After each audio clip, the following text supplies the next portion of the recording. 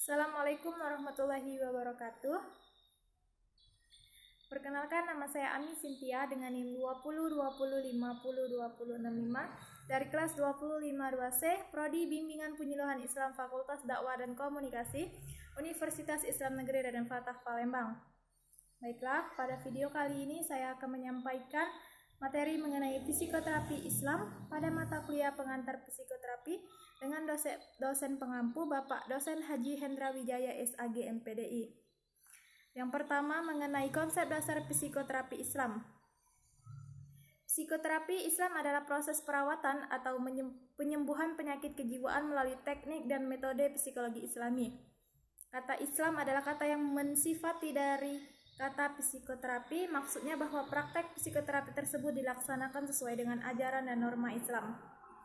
M. Hamdani Bakran Az-Zaki mengemukakan bahwa pengertian psikoterapi Islam adalah proses pengobatan dan penyembuhan dengan melalui bimbingan Al-Quran dan As-Sunnah Nabi Muhammad SAW, atau secara empirik adalah melalui bimbingan dan pengajaran Allah, malaikat-malaikatnya, dan Rasulnya.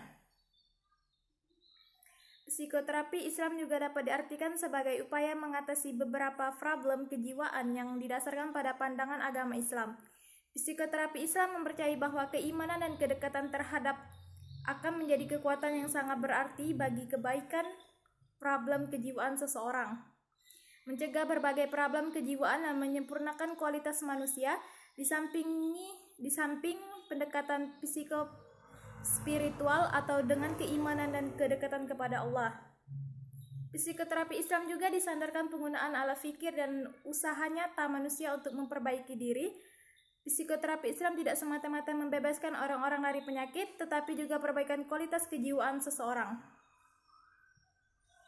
Objek yang menjadi fokus penyembuhan, perawatan, atau pengobatan dari psikoterapi Islam ini adalah manusia secara utuh, yakni berkaitan dengan penggunaan pada 1. Mental, 2. Spiritual, 3. Moral atau akhlak, 4. Fisik. Unsur-unsur terapi. Munculnya gangguan. Psikologi modern telah menemukan berbagai macam ketidaknormalan jiwa seseorang yang mempengaruhi perasaan, pikiran, kelakuan, dan kesehatan fisik. Kondisi perasaan tidak menyenangkan seperti frustasi atau perasaan tertekan, konflik jiwa atau pertentangan batin, cemas, atau semacam kekuatan yang amat sangat tidak jelas sebabnya dan tidak mudah mengatasinya. Di samping itu dikenal pula gangguan kejiwaan dan penyakit kejiwaan. Untuk membantu manusia mengatasi dan mengantisipasi permasalahan tersebut di atas, menurut Zakiyah Darajat, dengan menggunakan psikoterapi Islam yang teknisnya disesuaikan dengan masing-masing penyakit hati tersebut. Peran terapi.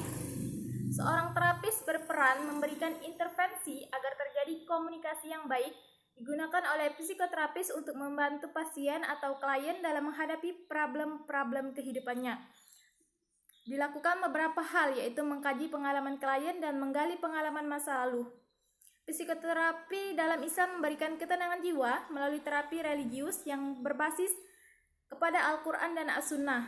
Karena itu, fungsi terapi Islam adalah dalam rangka pengembangan pemahaman, pengendalian peramalan, pengembangan dan pendidikan pribadi untuk mencapai kesehatan mental seseorang, sehingga iman atau tauhidnya menjadi kuat, akhlaknya mulia, dan pribadi ihsan yang nampak dalam pergaulan hidup kesehariannya.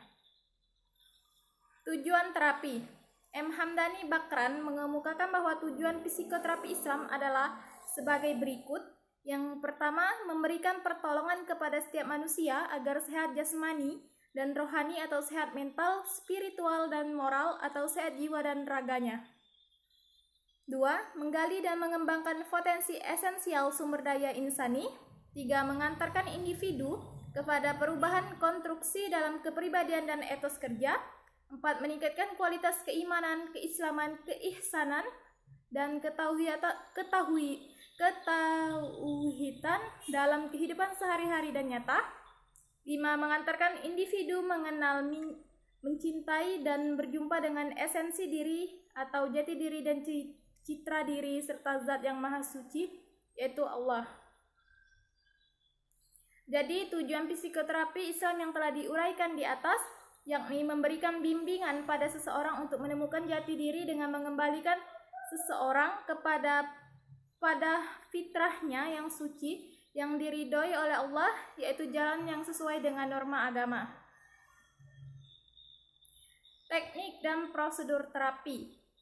Bentuk dan teknik psikoterapi Islam ada dua, yaitu psikoterapi duniawi dan psikoterapi ukhrawi. Teknik psikoterapi duniawi ini untuk membantu pengobatan terhadap gangguan dan penyakit psikologis manusia dengan menggunakan teknik material, sedangkan teknik psikoterapi ukhrawi, teknik pengobatan dengan menggunakan pendekatan spiritual seperti doa dan baca ayat Al-Quran. Model psikoterapi yang bersifat duniawi yang banyak digunakan untuk penyembuhan dan pengobatan psikopatologi yang biasa menimpa pada kehidupan manusia seperti histeria, psikosis, psikosomatik, depresi, dan sebagainya. Ada 6 teknik psikoterapi yang digunakan oleh para psikiater dan psikologi. Yang pertama, menggunakan teknik terapi psikoanalisis, 2 teknik terapi perilaku, 3 teknik terapi kognitif perilaku, 4 teknik terapi humanistik, 5 teknik terapi eklektik atau integratif, 6 teknik terapi kelompok dan keluarga. Jadi dari ke-6 teknik tersebut, terapi tersebut tak satu pun teknik terapi yang menyebutkan teknik ukhrawi atau psikoterapi yang berpijak pada ajaran agama. Baiklah, mungkin ini saja yang dapat saya sampaikan. Lebih dan kurangnya saya mohon maaf. Kepada Allah saya mohon ampun. Sekian, terima kasih. Wassalamualaikum warahmatullahi wabarakatuh.